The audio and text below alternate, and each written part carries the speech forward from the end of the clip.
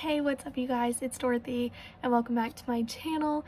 If you are new here, thanks for stopping by and joining us. Don't forget to give this video a big thumbs up. Comment down below what you think it's going to be about, what you want to see in the future, and don't forget to click that subscribe button. Just a heads up, if there is noise in the background, both of my dogs are in the bedroom with me and I have a small heater on to help warm my room up. So, but in today's video, we are going to go into what I believe Chapter 2 of A Good Girl's Guide to Murder. I see that the last video did kind of well. So far, it's my most viewed video on YouTube, so it's doing extremely well for me. So I decided that I was just going to jump back into this book instead of reading another part to Pride and Prejudice, because I figured you guys would want to hear more about this than Pride and Prejudice right now. So let's get right into it. This is your warning. This video may contain sensitive topics and foul language. If you do not wish to continue, click off the video now. You have been warned. Chapter 2. Pip's hands hovered over the keyboard as she strained to listen to the commotion downstairs. A crash, heavy footsteps, skidding claws, and unstrained boyish giggles. "Josh, why is the dog wearing my shirt?" Pip's dad shouted, the sound floating upstairs. Pip snort laughed as she clicked to save her capstone project, logged, and closed her laptop. It was never quiet once her dad returned from work. Downstairs, Pip found Josh running from room to room, kitchen to hallway to living room on repeat, cackling as he went. Close behind was Barney, the golden retriever, wearing her dad's loudest shirt, the blindingly green pattern one he'd bought during their last trip to Nigeria. The dog skidded elatedly across the polished oak in the hall, excitement whistling through his teeth. Bringing up the rear was Pip's dad with his gray Hugo Boss three-piece suit, all 6.5 feet of him, charging after the dog and the boy, laughing in wild bursts. "Oh my God, I was trying to do homework," Pip said, restraining a smile as she jumped back to avoid being mowed down. Barney stopped for a moment to headbutt her shin and then scampered off and to jump on Victor and Josh as they collapsed together on the sofa. "Hello, Pickle," her dad said, patting the couch beside him. "Hi, Dad. You were so quiet, I didn't even know you were home." "My Pipsicle, you were too clever to recycle a joke." She sat down beside them. Josh started excavating his right nostril, and Pip's dad battled his hand away. "How are you these days, then?" Her dad asked, setting Josh off on a graphic spiel about the soccer games he played earlier. Pip zoned out. She had already heard it all in the car when she picked Josh up from practice. She only been half listening, distracted by the way the replacement coach had stared at her, uncertain when she pointed out which of the 9-year-olds was hers and said, "I'm Josh's sister." She should have been used to it by now, the lingering looks while people tried to work out the logistics of her family. Victor, the tall Nigerian man, was evidently her stepfather, and Josh her half-brother, but Pip didn't like those words, those cold technicalities. The people you love weren't calculated, subtracted, or held at arm's length across a decimal point. Victor was her dad, who'd raised her since she was 4 years old, and Josh was her annoying little brother. Her real father, the man who lent the Fitz to her name, died in a car accident when she was 10 months old, and though Pip nodded and smiled when her mom asked whether she remembered the way her father hummed while he brushed his teeth, or how he laughed when Pip's second spoken word was poo, she didn't remember him. But sometimes remembering isn't for yourself. Sometimes you do it just to make someone else smile. "And how's the project going, Pip?" Her dad turned to her as he unbuttoned the shirt from the dog. "It's okay," she said. "I'm just researching at the moment. I did go to see Ravi sing this morning, though." "Oh? And?" "He was busy, but he said I could go back on Friday." "I wouldn't," Josh said in a cautionary tone. "That's because you're a judgmental prepubescent boy who still thinks little people live inside traffic lights." Pip looked at him. "The Sings haven't done anything wrong." Victor stepped in. "Josh, try to imagine if everyone judged you because of something your sister had done. All Pip ever does is homework." She swung a cushion into Josh's face, and her dad held the boy's arms down as he squirmed to retaliate, tickling his ribs. As Pip watched them play fighting, she couldn't help but wonder whether the Sings ever laughed like that anymore, or the Bells. Maybe laughter was one of the very first things you lost after something like that. Pippa Fitz and Bowie, 7/31/19. What happened next in the Andy Bell case is hard to piece together from the newspaper reports, so I have to fill in the gaps with guesswork and rumors until the picture becomes clearer. Hopefully interviews with Ravi and Naomi, who was one of Sal's best friends, will help.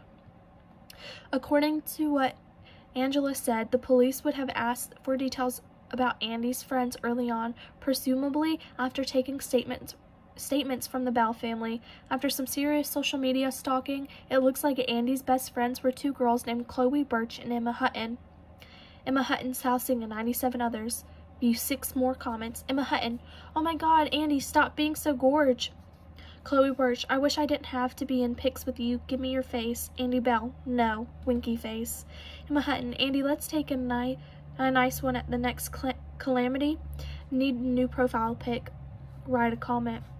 This post was almost 2 weeks before Andy disappeared. It looks like neither Chloe nor Emma lives in Fairview anymore, but I'll message them to see if they'll do a phone interview. Chloe and Emma did a lot in the first weekend, April 19th and 20th, to help spread the Connecticut State Police's Twitter campaign, #FindAndy. I don't think it's too big of a leap to assume that the police contacted Chloe and Emma either on that Friday night Andy went missing or the next morning. What they said to the police, I don't know. Hopefully I can find that out. We do know the police spoke to Andy's boyfriend at the time. His name was Sal Singh, and he was attending his senior year at Fairview High along with Andy. At some point on Saturday, April 19th, the police contacted him.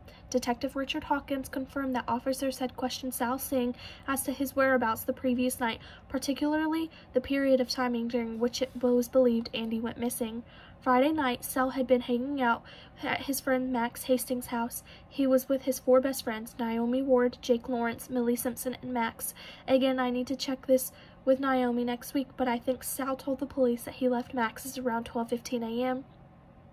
He walked home, and his father, Mohan Singh, confirmed that Sal returned home at approximately 12:50 a.m.